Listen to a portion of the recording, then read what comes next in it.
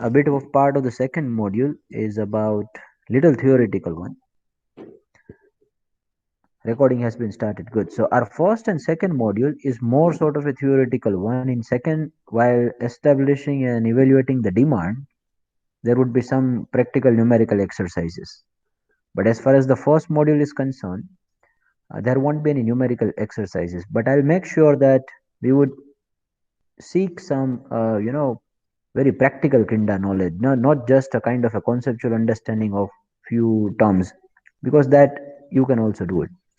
So we'll try to make it as practical as possible. We'll try to relate it with the, you know, the advancements in the industry we are able to see. Let's move ahead. Today it's gonna be about, screening the projects.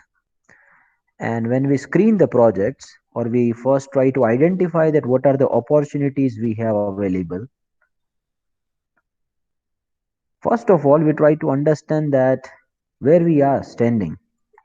And if we want to see that where we are standing, we do the corporate appraisal, right? So you people would be like, sir, what is this corporate appraisal? First of all, what is this appraisal? Appraisal is an act of assessing anything.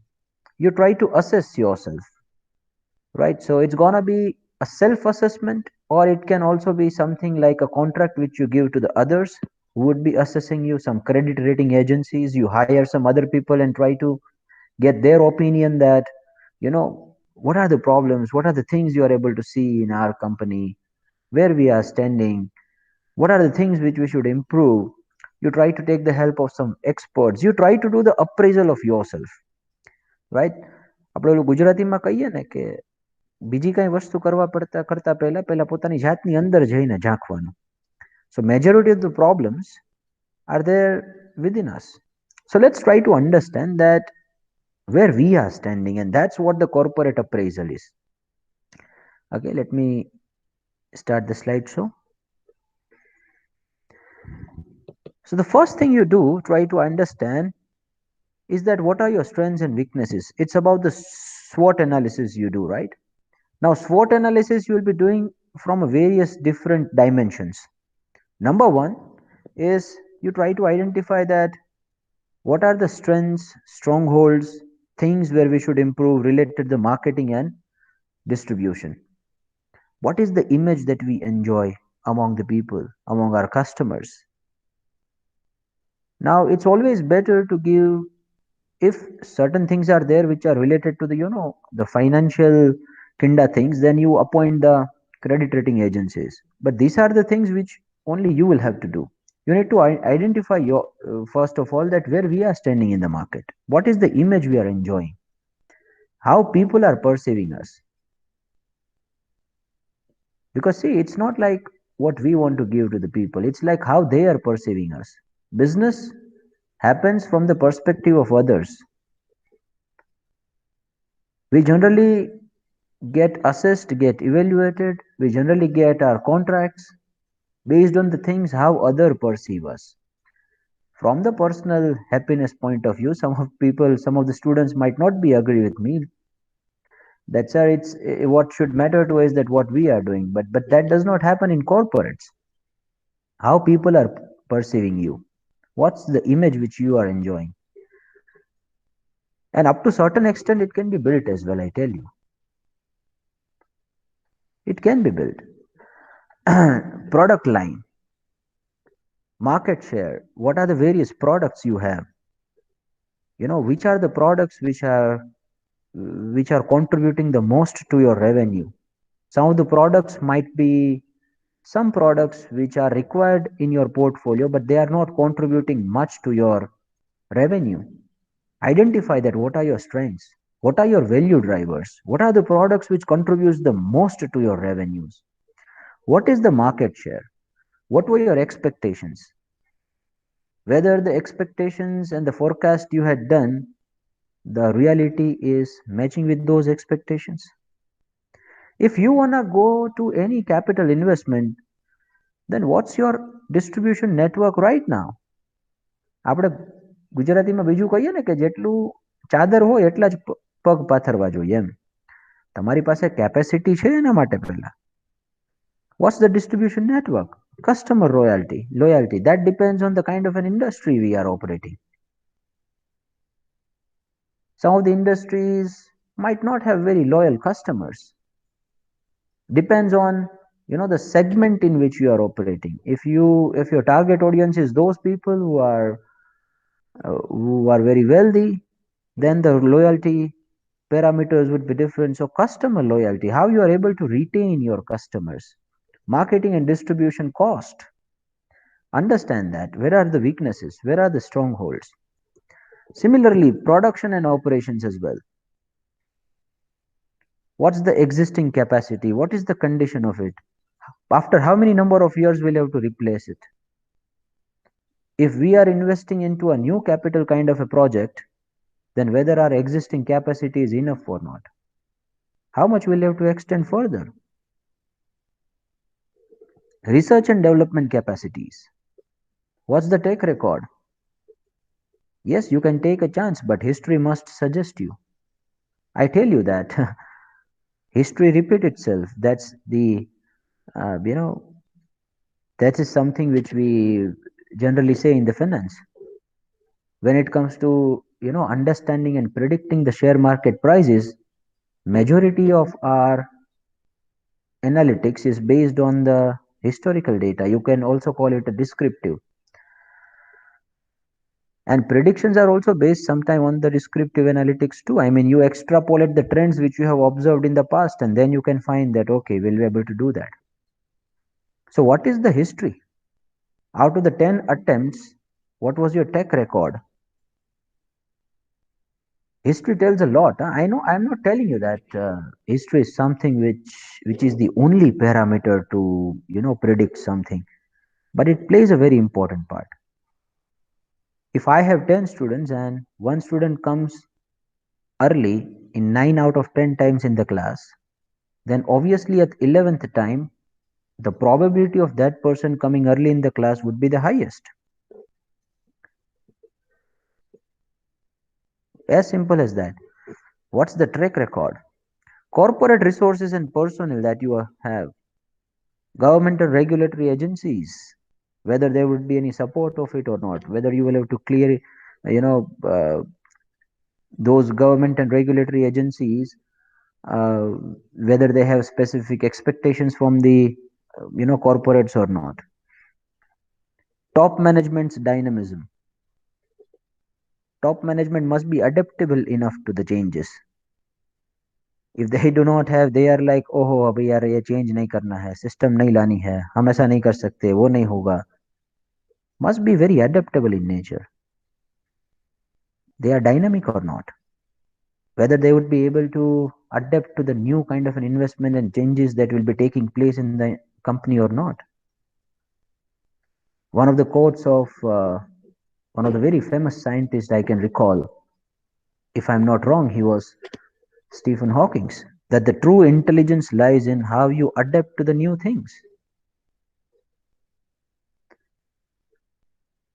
If you want to identify that, what is the intelligence level, try to identify that how that person is adapting to the new changes taking place around. So what's the dynamism?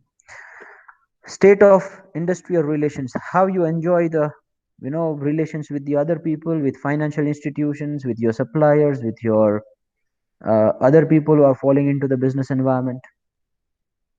So after analyzing the strengths, weaknesses, pros, cons, advantages you enjoy, every kind of a thing in yourself first, you try to identify the opportunities. You have identified the opportunities, but what about the existing capacity?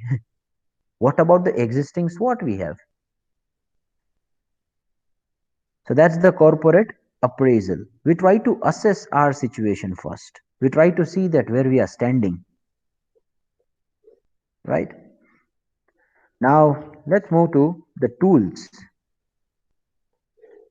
for identifying the investment opportunities. You must have learned it in your marketing management subject too. I will not be going much in detail this time around. I would just give you the basic idea about it.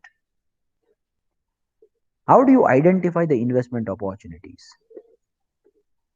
Can someone tell me? May I have the interaction from the students first of all? How do you identify? There is no need to sound very technically correct. Whatever that comes in your mind, you can share it to me. That's fine.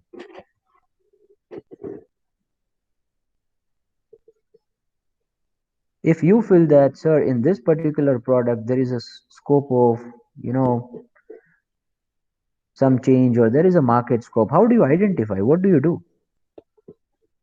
Based on available resources means how much our capacity is to invest.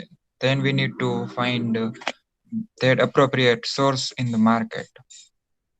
True. See, we absolutely agree with you, Mr. Meet, that we first try to identify what are our constraints. So that's what we have done in the appraisal. You know, we have found that where we are standing. Now we want to identify the opportunity. And while we are identifying the opportunities, how does our mind perform? What are the things we first try to consider when we try to find the opportunities? Expected return in future. True, from the finance perspective, expected return. Now, expected return is dependent on, let's go to why. See, everything would be dependent on why. Expected return, why? Obviously, you would be expecting higher amount of, selling. Higher amount of selling, why? Because you are expecting that your product will perform better. Why you are expecting your product to perform better? Why? Let's go to that why, original why.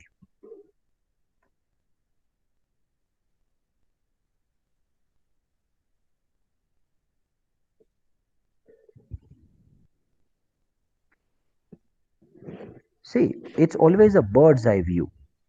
You start analyzing something from a very comprehensive point of view, which is a bird's eye view, and then slowly and steadily you come to the minute details. Now, financial analysis might be somewhere lying in between. Exact rate of return is a very minute detail. But we start analyzing from a bird's eye view, like if you people are flying over the mountain, and if you want to see that what is this land all about, how beautiful that land is, first of all you try to see that and try to imagine yourself from a bird's perspective. You see that what are the things, how much the ground is, how much the greenery is, right? So you do the entire industry analysis. And now entire industry analysis, how the profit potential is there in that industry, is done by the Porter's five force model. Now this is applicable to the financial decisions as well. If I tell you, if we are suggesting to some of our clients, now marketing वालों को ऐसा लगता है कि Porter five force model is just applicable to them. Absolutely not. We try to identify, see, some of the years back we identified that certain chemical industries, chemical companies are going to perform well, and that was based on the Porter's five force model, because we were able to see that the major demand and the supply was happening from the Chinese companies, and over there the Indian companies were slowly and steadily getting the market share. Industry analysis you do. Now, to do the industry analysis and to identify that what is the profit potential in that industry, we do the Porter's five force. First is we try to identify what is the threat to new entrants. If the new if the new competitor is coming into the picture, then what will be the threats to him? Now, how do you identify that? You try to see various factors. Now, if that industry is something which involves too much of capital expenditure, then very few new entrants would be able to come there. I mean, if the entry to the new entrant is freely available or not, or there are too many licensing kind of requirements you will have to do. Just like if you want to produce the sanitizer now, you will have to take some licensing. So there are various products for which there are legal bottlenecks. What are the licensing you will have to do? What are, whether the competitors will be, adaptable enough to adjust you in their competitive environment, or you will be facing so many problems after making the entry. That depends on the size and scale at which you want to operate. बाकी सब competitors कौन सी size में operate कर रहे हैं? तुम कौन सी size में वहां पे जा रहे हो, तुम्हारे लिए एंट्री वहां पे फ्री है कि नहीं है, whether there is a regulated market और non regulated market, whether there would be any associations who are controlling this entire business channel. If those associations are controlling, then what are the requirements to get the permissions? Threat to the new entrants, rivalry between the existing firms. Now rivalry between the existing firms can be dependent on many things. If you take the IT industry, their rivalry is more about see getting the number of contracts. Each time Infosys and TCS would be fighting together, we have got this many number of contracts. TCS would be like, we have got this many number of contracts. If you take the telecommunication industry, their entire fight and rivalry is based on the price war. How cheaper you are able to give the price, products and services to the customers. So rivalry can be based on quality too. Rivalry can be based on the comfort too. Some of the luxury car manufacturers are fighting on the basis of comfort, that how much comfort you are able to give to the customer. So what is the basic point at which they are having the rivalry? You try to do that analysis. And the best thing about the financial analysis, I tell you, investment analysis, is that you need to have the knowledge of just everything. I tell it to my students that, see, if you want to invest in one company, one industry, and if your significant portion of money is going flowing over there, then how much of analysis you will have to do? You first identify what is the industry.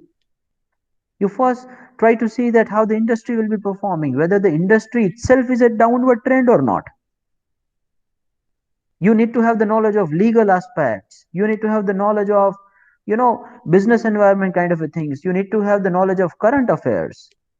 You need to have the knowledge of political things as well, environment too. If certain major political things are happening, then again there would be some effect on your investment returns. So it's a kind of a avenue which is dependent on just every other avenues, because share price is something which is the summation of all kinds of sentiments related to the company and industry.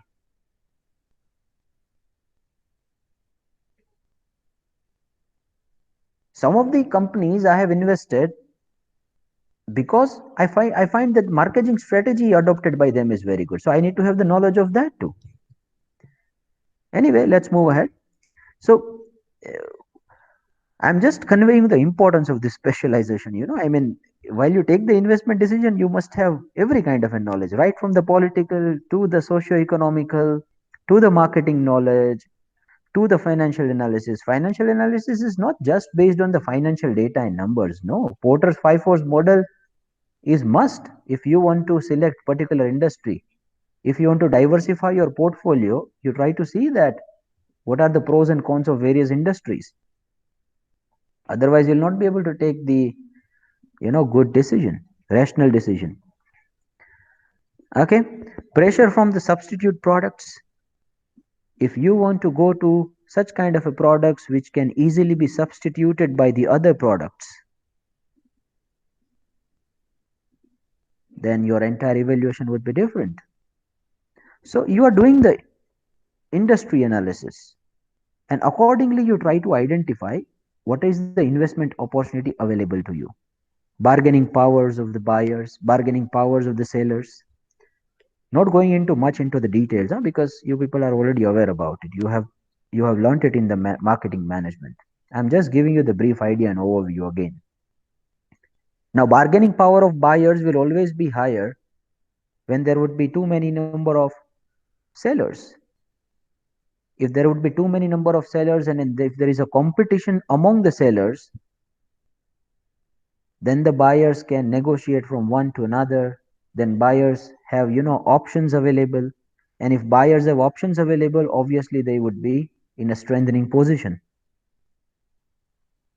Bargaining powers of the sellers, whether the monopolistic duopolistic environment is there in particular industry or not. Telecommunication industry in 2000 started from 10 companies, then it moved to 5 companies, and now it's just 2 companies. Even Idea and Vodafone is struggling to fight between these two giants we have. They haven't even opted for the 5G spectrum. Too much of monopolistic environment From 10 to 15 companies, now we just have two. And if they are just two, then buyers do not have much, privileges to affect the prices, because whatever the price is decided by these two, we are supposed to take it. Anyway, let's move ahead. So that's, you try to identify that what is the industry potential, and if you will be there in that industry, then how much you will be able to perform, how you will be able to perform, what is exact the potential. Some of the industries are also at the downward trend. If you take, some people told me that sir ONGC इतने सस्ते में मिल रहा है, क्यों नहीं ले रहे हैं अपन ओएनजीसी? ओएनजीसी सस्ते में मिल रहा है इसलिए नहीं ले रहे क्योंकि मुझे लगता है कि वो इंडस्ट्री खुद डाउनवर्ड ट्रेंड पे है. If everyone is going to the renewable energy sector now, then if I will be stuck in some sectors which do not have much scope of the expansion in upcoming years to come, why should I be investing in that? Yes, I might forego some of the potential benefits from it, but I need to. Anyway, let's move ahead. The second tool is the life cycle approach. Now, from the industry analyst, you come to the specific company or a specific product or brand kind of an analysis. Try to identify that, for how many number of years this product may remain in the existence. And if that product may remain in the existence, then try to forecast the revenues, inflows and outflows in each stage. Now, I'll also clarify that from the financial investment perspective too, how you should expect when the companies are in this particular stages.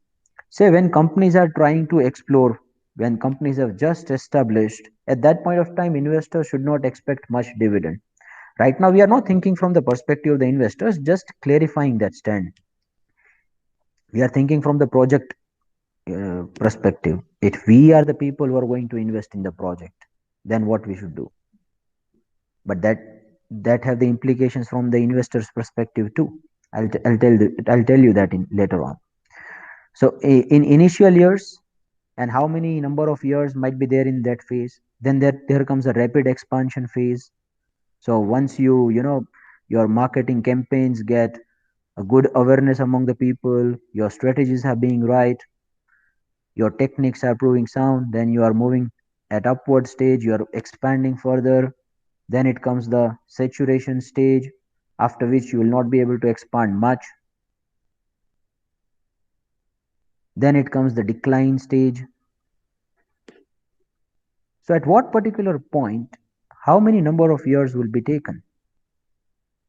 That is one thing. I try to identify the cash inflows and outflows taking into account these business cycles. After some number of years, some product or brand which you have established no is going to get obsolete. नियम है, जिसका जन्म हुआ है उनकी मृत्यु निश्चित है. क्योंकि after certain extent you will not be able to make many modifications in your products or services. Otherwise, the entire basic character would get changed. Now, there was one proposal given to the Parle biscuits that for many number of years you have taken that phase of one particular baby who is appearing in your packets. Try to get some other phase over there. No, then Parle would be like, तो अभी जो existing है ना वो भी जाएंगे. Parle is right now on a decline mode.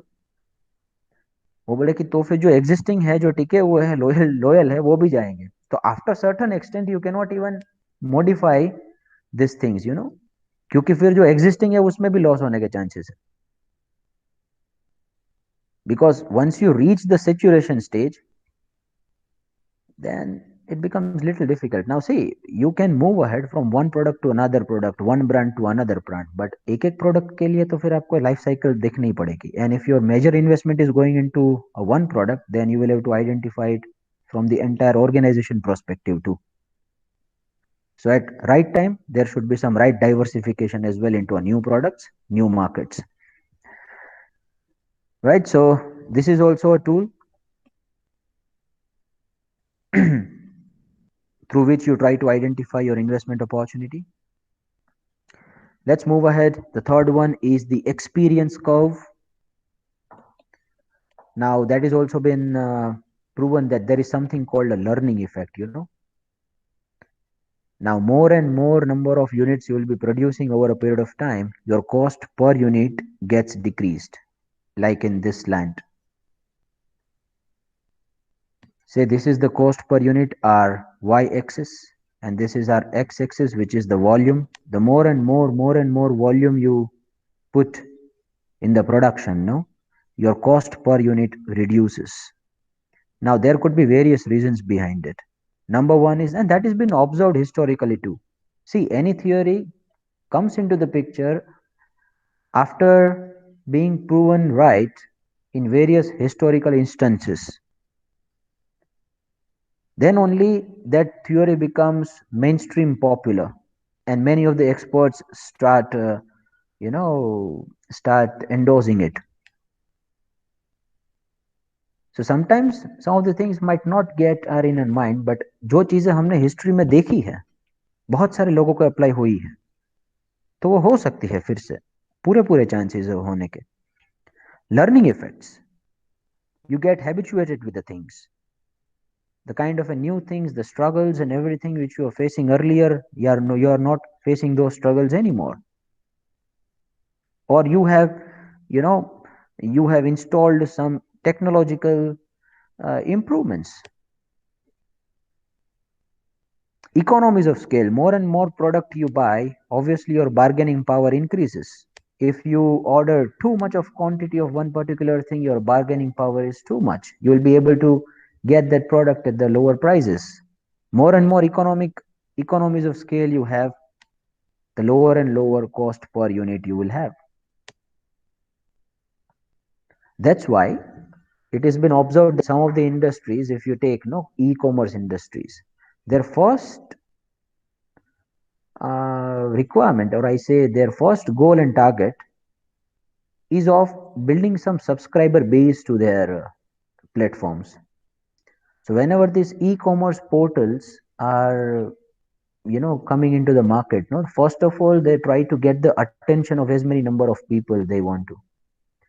Then once the customer base is increased a lot, and once there is an awareness, then their valuation reaches to a very great extent. Flipkart ने क्या किया, शुरू में इतने discounts दिए, customer base बना, और customer base बनने के बाद उनका वैल्यूएशन इतना स्ट्रांग हो गया. Now that valuation might not be very very good valuation when you just go to the financial aspects. हम सिर्फ फाइनेंशियल एस्पेक्ट का उसका वैल्यूएशन करेंगे तो इतना स्ट्रांग नहीं था, लेकिन some of the people did a higher valuation only because of the fact that their customer base was very strong. So we might observe कि भाई इतना इतना तो उसका अर्निंग था ही नहीं, उसकी बैलेंस शीट कैपेसिटी कितनी थी, ये लोग इसको बिलियंस क्यों पे कर रहे हैं. बिलियंस इसलिए पे कर रहे थे क्योंकि इतना बड़ा कस्टमर बेस है. वो कस्टमर बेस भी आपके लिए प्रोडक्ट है, आपके लिए एक असेट है जो कल जाके कोई इकोनॉमिक फ्लो देने वाला है. तो वो सबसे ज्यादा पहले क्या फोकस करते हैं कि हमें है ना पहले मार्केट में जाना है, अवेयरनेस फैल के कैसे भी कस्टमर बेस पहले क्रिएट करना है, फिर अच्छे वैल्यूएशन पे बेच के निकल जाते हैं. बंसल वगैरह सब निकल गए अच्छे अच्छे वैल्यूएशन पे फिर. And there are certain advantages as well, no, once you have that good strong customer base, then your per unit cost gets also reduced to the great extent because there is an effect of volume, the scale at which you are operating. Okay, so these are the various tools through which you try to identify an investment opportunity. First of all, you do the industry analysis by using the Porter's 5 force model. Then you do this by using the life cycle approach of your particular brand, product. And if your entire company is dependent on your one particular brand and product which you want to introduce, then you will have to think from the perspective of entire company too. Then experience curve as well. Try to identify. Now see, here our task will not just be to know it conceptually. Once you have the idea about the conceptual understanding of it, then our task will be to estimate the things. Now, after certain extent, if you increase your volume, first will many things you take assumptions over here that how many number of years you will be taking to achieve these volumes. What will be the effect on cost per unit? Again, a sensitivity analysis. We are going to see that in the third module. What will be the effect of increase in the volume on the cost per unit? That is a sensitivity analysis. We are going to see that in the third module. So our task will be to estimate this kind of a things. It's not just about seeking and getting the theoretical understanding of the concepts, right? But that is also important because once we build the base, then we can come to the numerical practical things. So till now, is there any query or something where I need to give further focus? All of you? May I have a chotu sa confirmation through the chat box, please, that you have got everything till now? Now I have got two replies. One is yes, sir, and another one is no, sir. So what's the meaning of no, sir, and yes, sir? Acha, no doubts. Okay, got it. Okay, thank you very much. Thank you, Jalpal.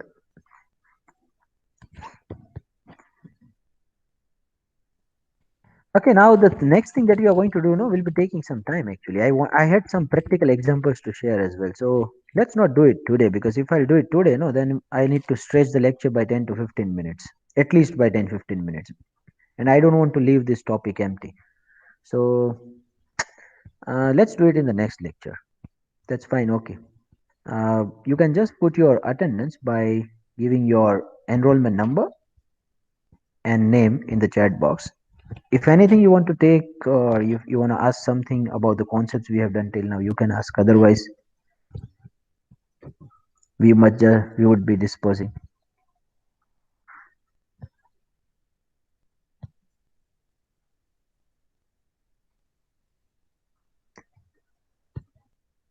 Okay.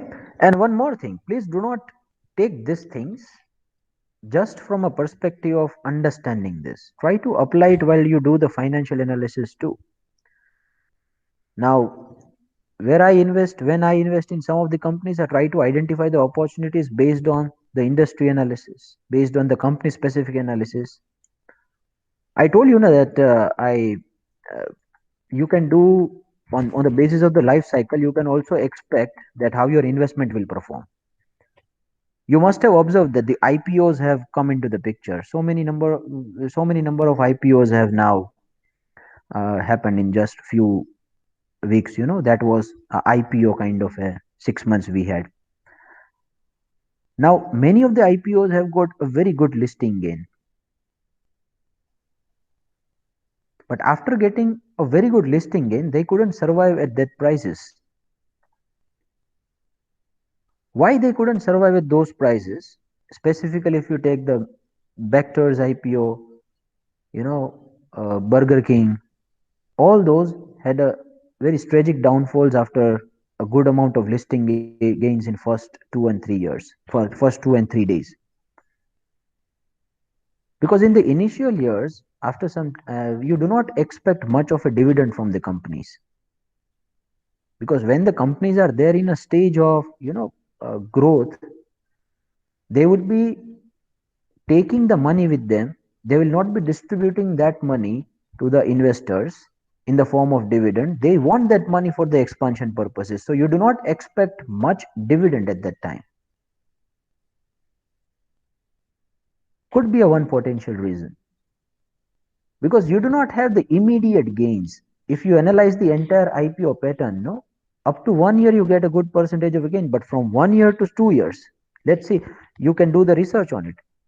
You have got the CP project, no, you can do the research on it. I'm just giving you the idea about it. Do it.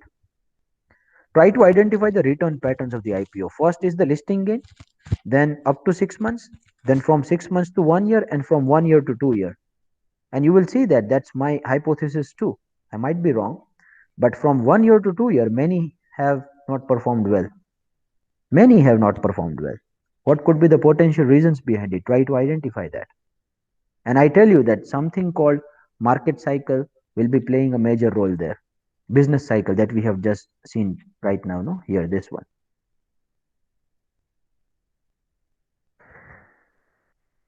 Okay. Yes, Camelon too. Camcon, yes. Anyway, that's it from my side. Bye bye. Take care. Sayonara. Enjoy the rest of the day. See you all in the next session.